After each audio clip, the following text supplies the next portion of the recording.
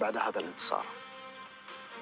شكرا مع لوكا زيدان للحديث عن هذا الفوز. فيليسيتاسيون لوكا بور تهانينا هذا الفوز الجميل وهذه الأجواء الرائعة، وأداؤك أيضا كان ممتازا.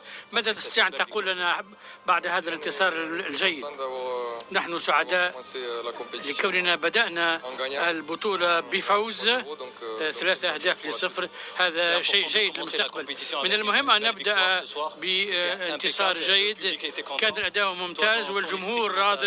في رأيك كيف عشت هذه الأمسية؟ أنا سعيد على غرار الآخرين، والمهم أننا قمنا بعملنا، وأرجو أن يكون الجمهور الجزائري قد استمتع بذلك، وعلينا أن نستمر ونستعد للمباراة القادمة. أنت جديد في هذا المنتخب والاندماج جيد، فكيف تشعر؟ المهم هو المجموعة. قدمنا مباراة جيدة وننتظر، وخاصة في الشوط الثاني، وسعداء بأننا فزنا بالنقاط الثلاث. هذا هو المهم. أبوك كان في المدرجات، ماذا يقول لك من هذه الناحية؟